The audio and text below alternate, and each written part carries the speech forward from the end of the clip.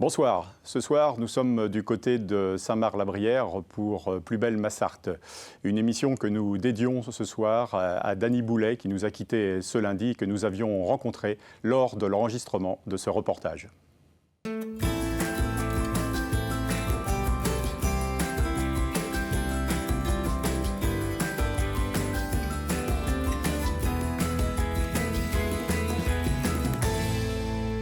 Bonsoir et bienvenue dans Plus belle ma Sarthe pour un nouvel épisode consacré au patrimoine sartois.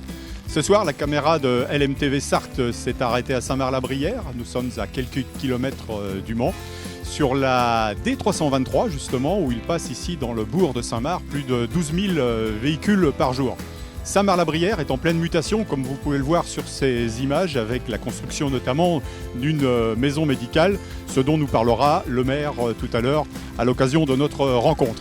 Voilà, dans la deuxième partie de cette émission, on retrouvera nos chroniqueurs habituels. Et puis dans la troisième partie de cette émission, nous recevrons Thierry Hamon, le président de Classique Automotive, l'organisateur de la grande parade des pilotes des 24 heures du Mans. Voilà, en attendant, on retrouve Patrice Vernette, le maire de Saint-Marc-la-Brière.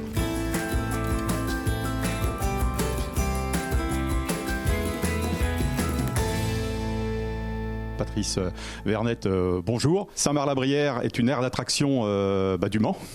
Ah oui, on est à 10 minutes du Mans, 11 minutes exactement de gare à gare, et puis 15 minutes en voiture. Oui, c'est très très proche du Mans. Oui. Chaque année, vous augmentez le nombre d'habitants ? Par exemple, depuis 2014, on est passé de 2400 habitants à 2700 habitants.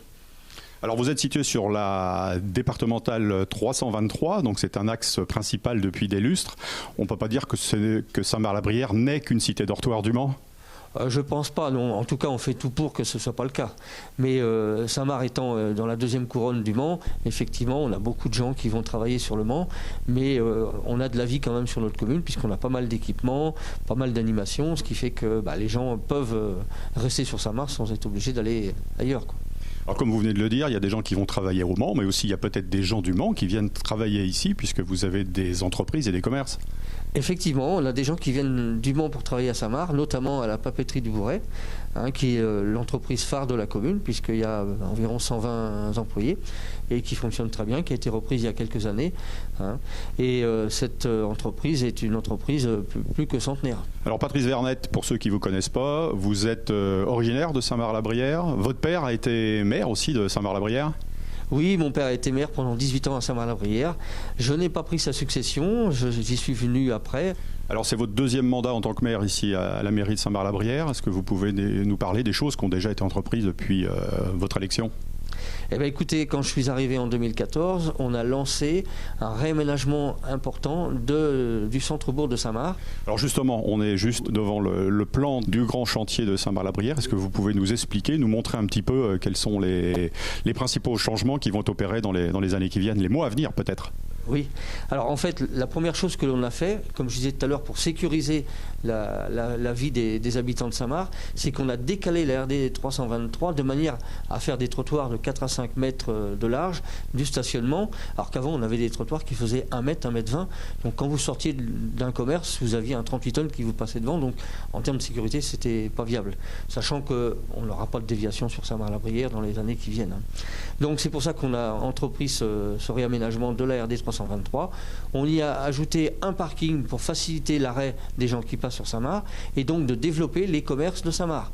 Et donc ce que vous pouvez voir ici près de moi, c'est qu'on a créé une nouvelle place qui s'appelle l'Esplanade Simone Veil, qu'on a inaugurée il y a quelques mois, et sur lequel vous aurez 2 bâtiments à usage de commerce en rez-de-chaussée et de logement au-dessus. Et puis le bâtiment qui est en construction aujourd'hui, qui va se terminer avant la fin de l'année, c'est la maison médicale qui va accueillir des professions médicales qui se trouvent aussi près du centre.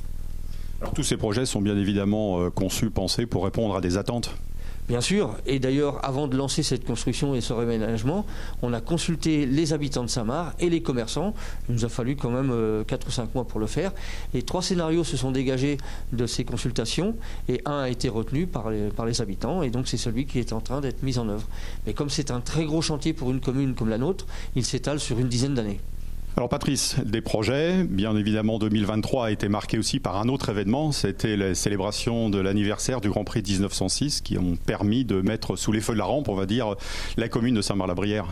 Oui, bien sûr. Alors, on a profité effectivement du centenaire des 24 heures du Mans parce que à Saint-Marc-la-Brière passait le Grand Prix de 1906 qui était en fait le premier Grand Prix de l'Automobile Club de France et qui a été en fait le précurseur des 24 heures du Mans. C'est très bien parce que ça a permis effectivement de rappeler l'histoire. Le Grand Prix 1906, c'est le patrimoine pas seulement de Saint-Marc-la-Brière mais de la Sarthe, puisque le parcours passait sur un tas de communes de l'Est de la Sarthe. Parcours qui faisait 103 km à l'époque, ce qui était important. Et donc cette manifestation a permis de réveiller un petit peu l'histoire du territoire. Et comme les gens ont apprécié et sont venus en nombre, puisqu'on a eu entre 10 et 12 000 personnes, eh ben, on a décidé de le renouveler en 2024 et ce sera donc le 1er et le 2 juin prochain. Ben voilà une bonne nouvelle. Patrice, pour les gens, les Sartois qui ne vous connaissent pas encore, on peut juste, pour la petite histoire, raconter que vous avez participé au Paris-Dakar aussi à 3 reprises. Oui, alors vous l'avez bien compris, je suis passionné de voiture, effectivement, j'ai participé plusieurs fois au Paris-Dakar, et puis j'ai fait des courses sur circuit pendant une quinzaine d'années, et puis je suis toujours fidèle, puisque je suis aussi pilote de safety car aux 24 heures depuis une trentaine d'années. Merci Monsieur le maire. On continue sur l'automobile. Nous allons repartir maintenant en direction du centre-ville, auprès du monument qui a célébré le Grand Prix de 1906, avec Dany Boulet, le président du CCRA.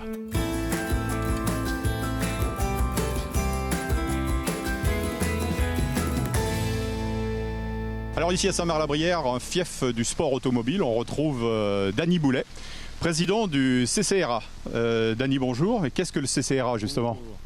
Eh bien, c'est le comité de commissaires de route automobile, une association de commissaires qui œuvre depuis 1971 sur toutes les épreuves. Alors quand vous parlez de toutes les épreuves, c'est-à-dire les épreuves sur route, sur piste ? Alors, épreuves auto, moto, karting, route et circuit. Et vous intervenez au-delà du département, de la Sarthe aussi ? En France et en Navarre, on a même fait le Maroc. Vous êtes d'ici, de Saint-Marc-la-Brière. Vous êtes, on va dire, dans le fief, on l'a dit, du sport automobile avec le souvenir justement du Grand Prix de 1906. Combien de personnes sont autour de vous, font partie de l'association ? L'association, elle est basée sur un maximum de 75 commissaires pour une question de budget, puisque quand on refait des tenues et tout, il faut trouver des budgets. Et donc plus on est nombreux, plus ça coûte cher et les partenaires ne sont pas forcément faciles à trouver. C'est facile de renouveler justement les effectifs ? Bien, ce qui est le plus difficile, c'est d'arriver à convaincre les jeunes de rester. Souvent, ils viennent, puis au bout de 2 ans, pour des problèmes familiaux, parce que c'est quand même prenant de partir tous les week-ends, un certain nombre de week-ends. Donc, il est vrai que quand on est en famille, c'est pas toujours facile. En 2023, la cerise sur le gâteau, c'était le centenaire des 24 heures du Mans, ce qui a peut-être permis de recruter plus facilement des gens ? Oui, bien, disons qu'on a du nombre, mais ce que j'espère, c'est qu'ils vont essayer de rester. Et il faut qu'on refasse regrossir nos rangs pour aller sur les épreuves autres que celles de la Sarthe. Mais on est bien content qu'il y en ait de la Sarthe. Alors quelles sont les qualités requises justement pour être un bon commissaire ? Il faut la disponibilité, aimer le sport automobile bien entendu, ou les sports mécaniques, puisque je vous dis, on fait karting moto aussi. Donc c'est surtout de la disponibilité, aimer le sport mécanique, et puis avoir, du temps. Beaucoup de femmes aussi, comme dans tous les sports mécaniques ? Oui, bien, c'est-à-dire que ça vient maintenant, on commence à avoir de plus en plus. Et c'est bien, c'est quand les épouses suivent le mari, comme ça, on est sûr de les fidéliser. Ce qui s'appelle joindre l'utile à l'agréable. Voilà, c'est ça. Alors quels sont les projets ? Qu'est-ce que vous avez en vue là, pour la saison 2024 qui va bientôt s'ouvrir avec la moto peut-être ? Eh bien, de toute façon, les calendriers sont faits. Il y a plus d'une centaine d'épreuves au calendrier au planning du CCRA. Et en plus, on aura 1906 puisque le CCRA est partie prenante dans l'organisation de la 2e édition du Grand Prix de 1906 à Saint-Marc. Eh ben merci Dany. Qu'est-ce qu'on peut vous souhaiter donc pour 2024 ? Pour 2024, une riche saison avec un maximum de commissaires présents sur les pistes.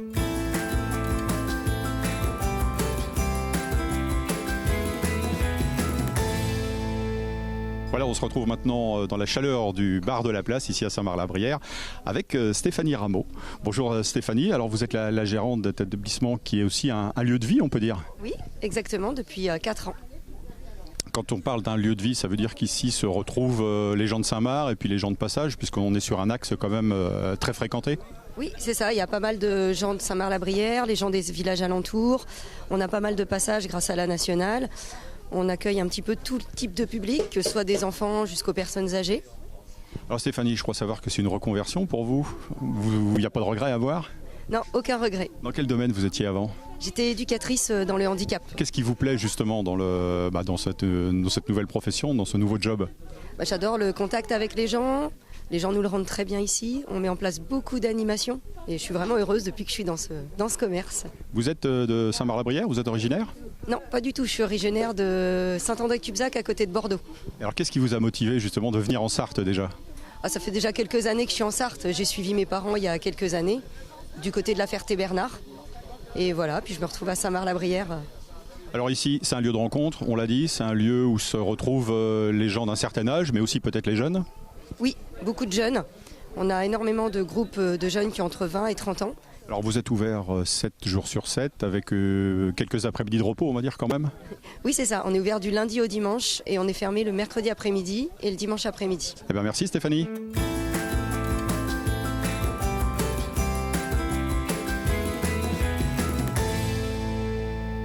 Et ben voilà, on se retrouve ici dans l'atelier chez notre brasseur Michael Bigot, Saint-Marc-la-Bière. Bonjour Michael. Bonjour. Alors, racontez-nous un petit peu votre histoire, parce que vous aussi, c'est l'histoire d'une reconversion. Tout à fait. J'ai démarré ma carrière comme éducateur sportif. J'ai travaillé à la papeterie du Bourret, à Saint-Marc, et envie de changer, donc envie de faire des choses pour moi, des choses plus proches de mes convictions. Donc j'ai décidé de sauter le pas et créer mon entreprise. Alors voilà donc quelques années que vous êtes installé ici, que vous produisez vous-même vos bières, puisqu'il y en a plusieurs sortes. Parlez-nous un petit peu de ce que vous faites. Actuellement, on a une gamme, on a 12 bières différentes, dont une nouvelle là en préparation, une bière au chanvre. On a toute une gamme de bières traditionnelles, blondes, ambrées, brunes, rousses, blanches. On a des bières de saison, printemps, été, hiver, et puis des bières particulières, framboises, mûres, miel. Alors on rappelle, c'est un produit à consommer avec modération, mais combien vous produisez justement d'hectolitres par mois? Par mois, on a 40 hectolitres. En moyenne, sur l'année, on est aux alentours de 300 hectolitres. Alors vous travaillez avec qui? Avec les commerces, avec des privés? On peut venir ici acheter sa bière? On peut venir ici acheter la bière, donc avec un système de consigne, puisque les bouteilles sont consignées. On travaille avec la GMS, des grandes surfaces, petites et moyennes surfaces, magasins bio, des bars, des restaurants. Alors cette bière, vous l'avez baptisée La Velue. Pourquoi La Velue? Je cherchais quelque chose de local et qui correspondait un petit peu au terroir. Et en faisant des recherches, je suis tombé sur la légende de la Velue. Et on a trouvé des photos, des gravures qu'on a modifiées pour pouvoir les adapter à nos étiquettes. Alors c'est une bière que vous avez déclinée en plusieurs types. Il y a de la brune, il y a de la blonde bien évidemment. Qu'est-ce qui marche mieux? Alors la blonde, puisque la blonde c'est celle qu'on va retrouver dans toutes les fêtes, tout ce qu'on fournit en fût pour les organisations. Après, il y a la ambrée qui marche très très bien. Les bières aux fruits marchent bien aussi pour les soirées. Combien de degrés, justement, vous avez volontairement limité peut-être, niveau alcool? Moi, en tant que consommateur, j'aime pas les bières très fortes. Donc j'ai des bières qui se font quasiment toutes 5 degrés. Ce qui permet aussi de pouvoir consommer en mangeant. Et en fait, la gamme a été étudiée pour manger, grosso modo. Et ça permet de ne pas masquer le goût de ce qu'on mange. Alors Michael, vous êtes votre propre patron. On peut dire que vous vous épanouissez dans ce que vous faites maintenant? Aujourd'hui, je suis content, je gère mon temps, je fais un métier passion, enfin, j'ai pas envie de faire autre chose. Eh bien, merci Michael.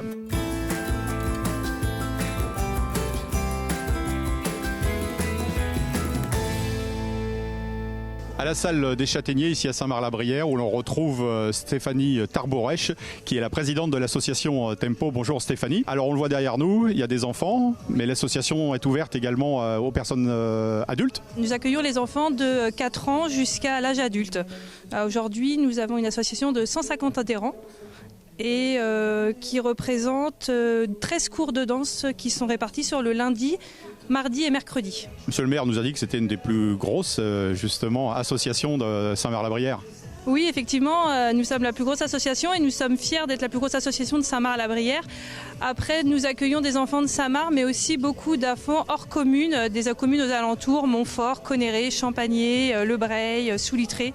Donc vraiment, et un panel d'enfants vraiment très investis dans l'association. Alors dites-nous quel style de danse vous dispensez? Rien à voir avec de la danse classique ou des choses comme ça, vraiment du modern jazz, tout type de musique et chaque année on a une thématique sur le gala. D'accord. Et donc là, combien d'enfants on voit aujourd'hui? Le mercredi est un jour particulier, on va dire. Oui, puisque le mercredi, c'est la plus grosse journée pour l'association, puisque du coup, il y a 7 cours qui sont représentés. Donc, on commence les cours à 11h et ils terminent ici à 21h30. Et les professeurs, ou la plupart, sont ici de Saint-Marc-la-Brière également ? Alors la professeure donc Aurore Paris qui est diplômée d'État depuis 12 ans au niveau de l'école de danse et habite sur la commune de Champagné. Alors est-ce qu'aujourd'hui encore, on est en cours d'année, vous acceptez des inscriptions ? Alors en cours d'année, là, non, effectivement, on n'accepte plus trop d'inscriptions puisqu'en fait, on a commencé les chorégraphies qui seront présentes au gala. Et donc les enfants, ils ont déjà plus ou moins leur placement, leurs choses. Donc c'est un peu plus difficile pour un enfant d'intégrer en plein milieu d'année. Eh bien merci Stéphanie.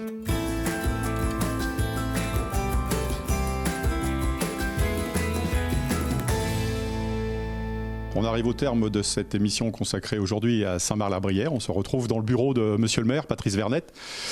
Patrice, avant de conclure cette émission, donc, on pourrait parler aussi du sport. On a parlé de l'automobile, mais puisque vous venez d'obtenir récemment un label de ville sportive.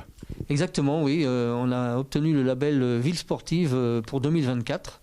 Donc c'est un label qui est décerné aux communes qui ont des installations sportives conséquentes et aussi et surtout même des associations sportives dynamiques. Donc on a sur Saint-Marc environ une dizaine d'associations sportives. Alors on a du football avec notamment des équipes féminines qui ont de très bons résultats. Nous avons du tennis, du basket, de l'athlétisme, de la pétanque, du tir. Bon, j'en oublie certainement, ils vont m'excuser. Mais on a quand même un dynamisme sportif sur la commune qui est important. Ville sportive et ville d'avenir, puisque 2024, c'est aussi synonyme d'un nouveau label. Oui, effectivement, on vient d'obtenir également le label qui est décerné donc par les services de l'État. C'est un label qui permet aux collectivités qui sont sélectionnées d'avoir une aide des services de l'État en termes d'ingénierie pour tous les projets qu'on a sur la commune. Merci Patrice. Voilà, quant à nous, on se retrouve dans la deuxième partie de cette émission Plus belle ma Sarthe. On l'a dit, consacrée aujourd'hui à Saint-Marc-la-Brière avec nos invités habituels, nos chroniqueurs.